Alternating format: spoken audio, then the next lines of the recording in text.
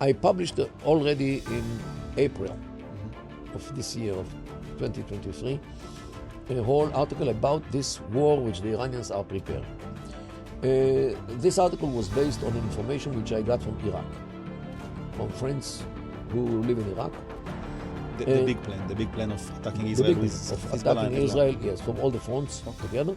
If you're saying now that it was much easier for Jews to live under Islam, so how can you blame now or you connect have to, the Islam to right. those actions? Now we come to reasons which are more, let's say, political reasons. Hamas was armed, equipped, trained, sponsored by Iran and Qatar. Iran gave the weapons, Qatar gave the money, and together Iran and Qatar created Hamas, or made it as big as it was until October 7th, and prepared it to a big war, which will be launched at 1 minute, combined with Hamas in Gaza, Hezbollah from Lebanon, the militias, 17 militias, which they have in Syria, like 50 militias, which they have in Iraq, and Houthis in Yemen. Okay. Hoping that Arabs in Judea and Samaria also will revolt, and maybe in Arabs inside Israel as well. The Iranians designed this big war by proxies, means not by states, but by organizations. Because organizations are not bound by international law. They can do whatever they like. Okay. They are not obliged to operate according to the international law. They are exempt because they are not states. Israel is a state, so it is bound by the international law. So this equation actually gives them an advantage, because they can do to Israel all kinds of things which Israel is not allowed to do, because Israel is a state. That's your explanation. Well, this is one of the reasons why Syria or other. One of the reasons why Iran always operates organizations, not states. Okay. And they actually implant their organizations everywhere when they have no government, or shaky government like in Syria or in Lebanon. And they actually take the country from within, by Hezbollah, for example, but they are not bound by the international law. They can do whatever they like launching missiles against civilians, which is forbidden. Because according to the international law, you should keep out civilians. You can maybe fight against an army, but not against civilians. But here, since they are not bound, they can do whatever they like against Tel Aviv, against Haifa, against whatever they like. So this is what they did. And they planned to have a big war against Israel, and according to their assumption, Israel will collapse within 3 days. Because a whole barrage of missiles which will fall on Israel, on power stations, on communication centers, on army bases, on air force bases, on junctions, water supply, whatever. Israel will be ground within 3 days. All the reserve soldiers are still at home.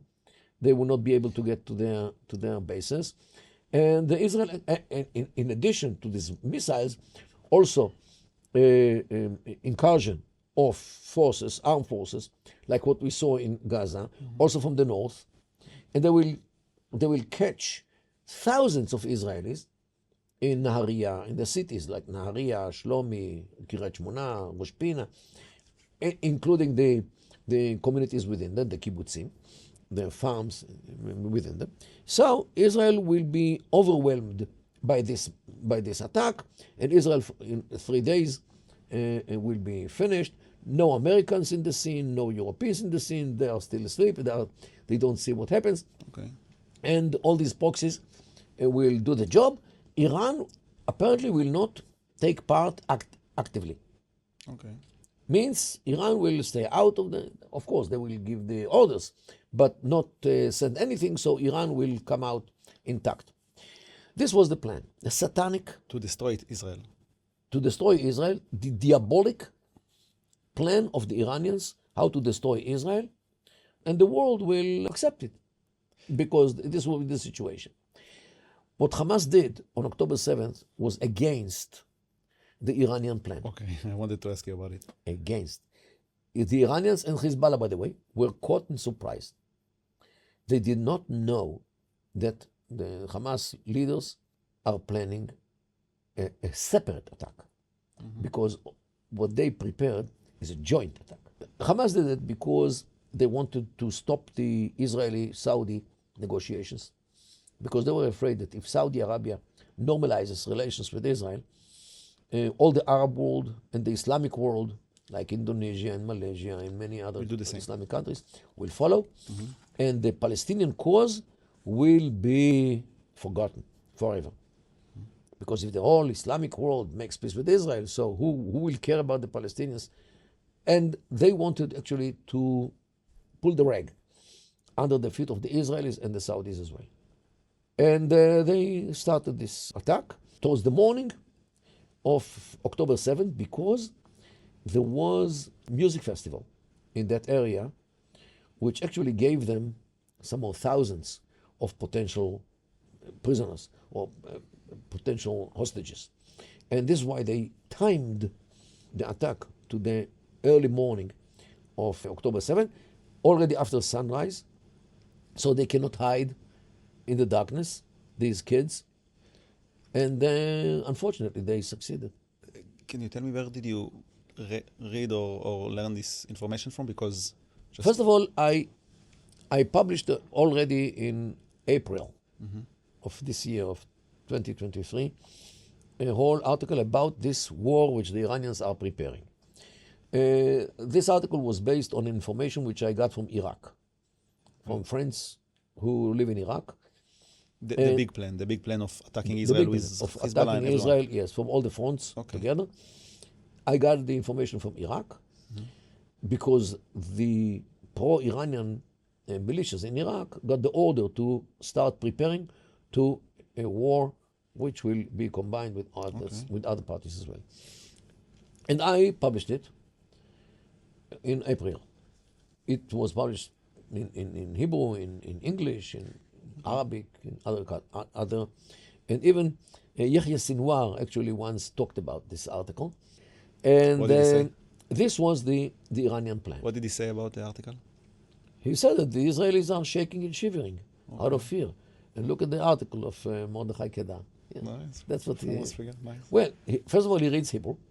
I know. Secondly, it was translated to Arabic. So apparently he read it either in Hebrew or in Arabic. So you're speaking as well about the specific tactical attack or tactical plan of Hamas. But I'm thinking as well, you're speaking about, first of all, about trying to stay in this front line, right? And to divide Israel to two. And from the other hand, we saw a lot of Hamas soldiers that were raping and doing other activities, which is obviously against a big plan and strategic plan to fight the Israeli army and to hold those places. So I'm trying to understand what was the plan. They had orders which allowed them to rape. First of all, I'm assuming that they got surprised as well from the success of this attack. They weren't expecting to Israel assumed that Hamas are deterred. I know. And contained in Gaza. In Israel, of course, there were signs. There were some soldiers who saw and heard, and now it is under investigation who knew and what they knew. Little by little, during the last 2 months since it started, information came that in the army there were voices which tried to warn everybody, hey guys, these people are preparing something big. Maybe they didn't know how big, but definitely there were some people who knew, but all the others were caught in this conception that such a thing cannot happen. But do you think that Hamas prepared or thought that they're going to achieve those goals in this attack? Of course, they were training. They thought about it?